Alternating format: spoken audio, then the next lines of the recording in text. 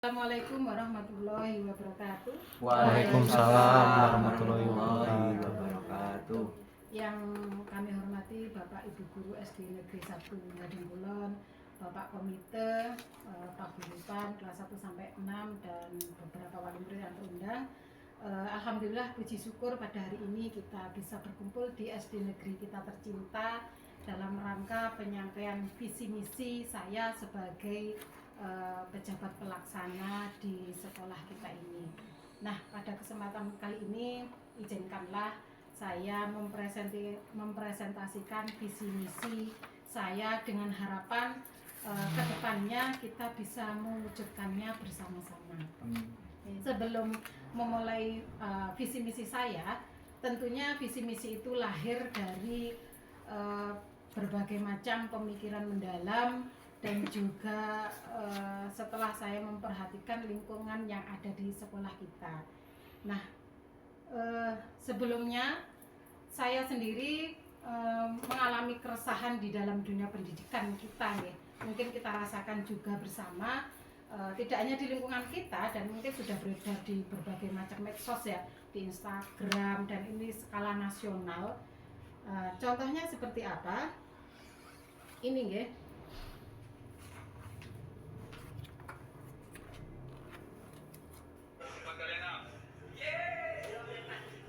Nah, ini adalah contoh video bagaimana siswa setingkat SMP ini, SMP atau SMA, tetapi belum bisa, kalau di sini belum bisa berhitung. Di beberapa video yang beredar juga ada siswa SMP, SMA yang belum bisa membaca, begitu ya.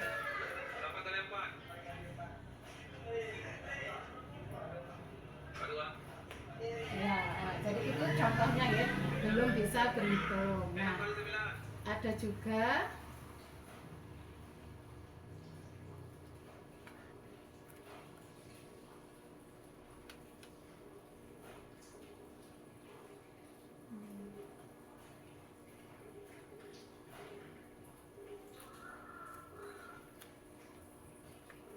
sebentar, ya.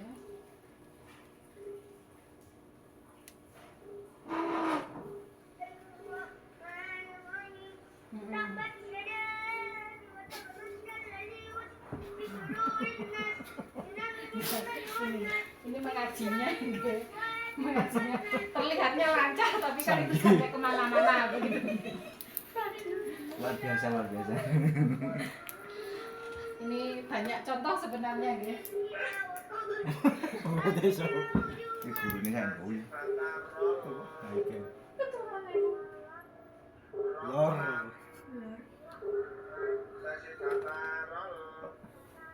Fatarlon. Orang semuni erba. Contoh-contoh ini ada di medsos, otomatis kan sebenarnya memang ada, ya, di kenyataannya, dan semoga di sekolah kita tidak ada gitu. Nah, kita berharap sebenarnya hal-hal seperti ini tidak terjadi. Nah, sebagai tenaga pendidik juga mungkin di antara kita ada yang menjadi wali murid, saya ingin tahu bagaimana harapan dari panjenengan semua terhadap lulusan kita, lulusan di sekolah ini seperti apa. Coba tadi saya sudah membagikan sticky note, begitu, nggih? Monggo bisa diisi bagaimana harapan kita terhadap lulusan atau peserta didik kita ke depannya.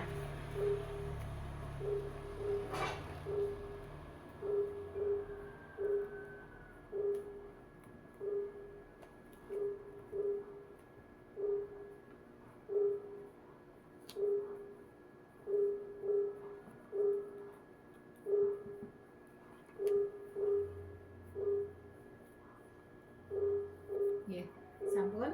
Coba mungkin Bu, ya, ada yang ingin menyampaikan? Bu Dia, mungkin harapan ke depan dari murid-murid kita bagaimana? Harapannya bisa baca tulis sesuai dengan usianya, menjunjung tinggi akhlak dan serta sopan santun. Oh iya. Pak Arif mungkin? Ya kalau harapan saya ini murid itu cerdas Bu, bisa cerdas, bermanfaat bagi keluarga, agama, nusa dan bangsa kita ke depannya. Oke. Ada yang ingin menambahkan? Oke, Bu Ninka. Selain tadi bisa membaca dan berhitung, pastinya juga memahami apa yang dibaca, apa yang ingin diceritakan juga mulai terbuka, dan juga memiliki karakter luhur dan budi pekerti. Oke, terima kasih. Dan saya pribadi selain sebagai guru di sini juga sebagai wali murid, banyak sekali harapan kita terhadap lulusan di sekolah kita, juga anak didik kita. Nah, ketika saya rangkum harapan kita seperti ini ya. Nah, yang pertama adalah anak itu cerdas ya, tentunya pandai membaca, berhitung. Yang kedua, berakhlak mulia, berperilaku yang terpuji dan sukses, baik itu di dunia dan di akhirat, berguna bagi nusa dan bangsa, serta berbakti kepada orang tua. Itu adalah harapan kita. Nah, untuk mewujudkan harapan tersebut, kita harus memiliki visi yang jelas. Visi adalah harapan dan tujuan kita ke depannya. Nah, karena itu saya merumuskan visi saya di SD ini adalah terwujudnya generasi beriman dan bertakwa kepada Tuhan Yang Maha Esa, berakhlak mulia, berbudi luhur dan berdikari. Nah, beriman dan bertakwa kepada Tuhan Yang Maha Esa itu mencakup dari seluruh agama yang diyakini oleh siswa kita. Kebetulan di sekolah kita ada 3 agama yang diyakini, baik itu Muslim, Islam, Nasrani ataupun Buddha. Sama-sama mendorong mereka agar bisa meyakini dan beriman kepada Tuhan yang menjadi keyakinan mereka. Kemudian berakhlak mulia dalam kehidupan sehari-harinya, mereka bisa mencerminkan akhlak mulia baik itu ketika menjadi murid kita ataupun setelah nanti keluarnya. Berbudi luhur, yaitu berbudi pekerti, berperilaku yang baik di masyarakat. Dan yang terakhir adalah berdikari, itu singkatan dari berdiri di kaki sendiri. Ini maknanya sangat luas menurut saya. Jadi berdikari itu tidak hanya mandiri, tetapi kemandirian itu berasal dari mana? Dari pengetahuan yang luas, dari pemikiran yang mendalam, dari kreatif, dari inovatif, menguasai keterampilan yang sesuai zamannya, sehingga ketika anak-anak kita menguasai keterampilan tersebut di zaman apapun, dia akan bisa menguasai dan bisa mandiri. Contohnya kalau sekarang ini kan yang ngetren di dunia teknologi begitu ya. Kalau anak-anak menguasai itu, ya pada zamannya nanti anak-anak bisa ikut itu, bisa seimbang dengan kehidupan, bisa mengikuti zaman, akhirnya nanti dia bisa mandiri, tidak tergantung kepada orang lain. Jadi maknanya sangat dalam dari kata berdikari itu. Nah, cerminan dari turunan dari visi misi tadi ini seperti yang saya sampaikan, beriman dan bertakwa berarti menjunjung tinggi nilai-nilai spiritual keagamaan dimanapun mereka berada. Berakhlak mulia berarti menampilkan sikap jujur, santun dan bertanggung jawab. Berbudi pekerti yang luhur berarti memiliki empati, sopan santun dan etika. Dan berdikari adalah berdiri di kaki sendiri atau mandiri yang mampu mengikuti perkembangan zaman. Nah, nilai-nilai utama yang ditanamkan kepada anak adalah keimanan dan ketakwaan, karena dengan keimanan yang kuat itu insya Allah anak-anak bisa berperilaku dan berbudi luhur dimanapun mereka berada. Iman itu adalah fondasi yang harus mereka yakini dari awal usia dini, sehingga nanti ke depannya mereka tetap dapat menguatkan keimanan tersebut, apapun gelombang, apapun terpaan dari permasalahan yang ada di masyarakat. Terus kemandirian dan tanggung jawab, kecintaan terhadap sesama, dan yang jelas adalah tekun belajar. Nah, oleh karena itu kita lembaga sekolah harus berkomitmen untuk membentuk generasi yang tidak hanya cerdas tetapi juga bermoral tinggi, mandiri dan siap menghadapi tantangan di masa yang akan datang. Nah, Bapak Ibu, untuk mewujudkan visi tersebut kita harus berkonsentrasi pada kekuatan yang ada di sekolah. Jangan dibalik dengan kelemahan begitu nih. Karena kelemahan atau kekurangan itu akan menyebabkan kita pesimis. Memang di sekolah kita memiliki beberapa kekurangan begitu nih dibandingkan sekolah yang lain. Nah, tetapi saya berharap kita dapat berkonsentrasi dengan kelebihan atau aset pendukung di sekolah kita. Apa yang kita miliki itulah yang bisa kita kembangkan untuk mewujudkan visi di sekolah kita. Nah, aset sekolah itu ada 7, yaitu aset fisik. Fisik itu adalah dari segi bangunan, sarpras, dari aset manusia, pendidik, murid dan wali murid, termasuk komite, paguyuban dan masyarakat. Terus aset sosial adalah kerjasama MOU kita dengan masyarakat dan stakeholder. Terus lingkungan alam, yaitu keadaan alam geografis kita, finansial, ekonomi, politik, agama dan budaya.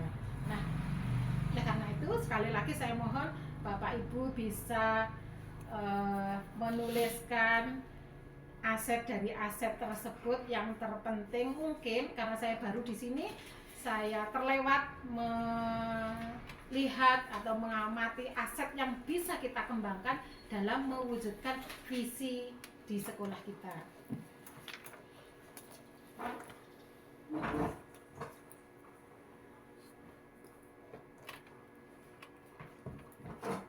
Terima kasih. Mungkin ada yang ingin menyampaikan dari segi aset yang mana yang bisa mendukung kemajuan sekolah kita, Bapak Ibu?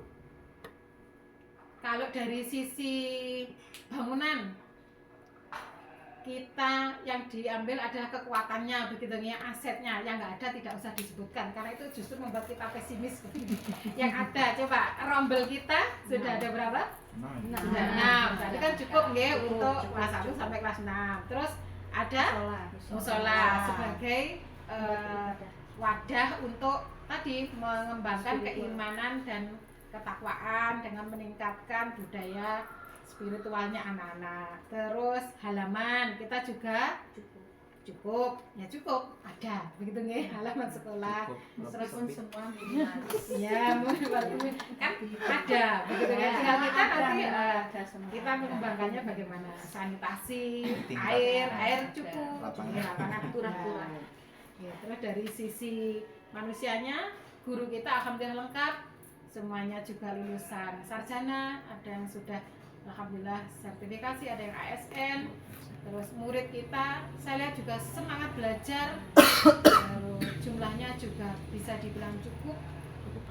Kepercayaan wali murid juga bagus, karena tahun ini kita juga mendapatkan siswa yang cukup. Untuk sosialnya, nah dukungan wali murid juga paguyuban, komite, terima kasih banyak selama ini sudah sangat mendukung kegiatan yang ada di sekolah. Terus dari segi lingkungan alam, nah di sini termasuk enak karena lingkungannya asri, sejuk, dingin, jadi anteng kalau belajar begitu kan, daripada mungkin di tempat lain ada yang bising, banyak polusi begitu. AC. Terus dari segi finansialnya, alhamdulillah dana BOS juga tercukupi, bantuan komite dan paguyuban serta masyarakat partisipasinya dalam mendukung program-program yang ada di sekolah juga ada.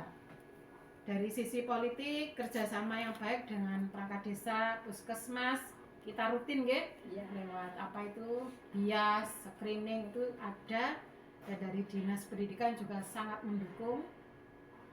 Terus dari segi agama dan budaya, alhamdulillah di sini dari 3 agama yang dipercaya oleh wali murid itu banyak memberikan dukungan, juga tetap mempercayakan kepada kita begitu. Nah, demikian tadi presentasi visi misi saya di sekolah ini, tentunya dengan pengelolaan aset yang baik dari 7 aset yang kita miliki tadi, maka akan membawa kemajuan bagi sekolah kita dan menciptakan lingkungan belajar yang kondusif inklusif dan bermutu. Nah, mungkin dari Bapak Ibu semua ada pertanyaan ataupun usulan tambahan, monggo kami persilahkan.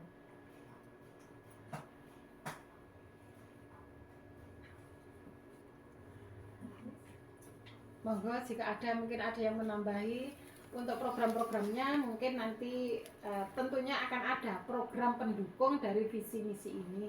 Insya Allah akan saya sampaikan di lain waktu begitu ya. Tentunya yang sudah berjalan di kita adalah program dari religiusitas anak-anak, SPN, terus ada eskul juga sudah berjalan. Alhamdulillah, terima kasih Bapak Ibu sudah sangat mendukung.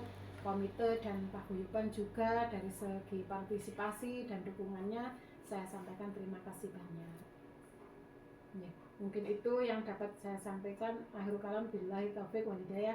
Wassalamualaikum warahmatullahi wabarakatuh. Waalaikumsalam warahmatullahi wabarakatuh.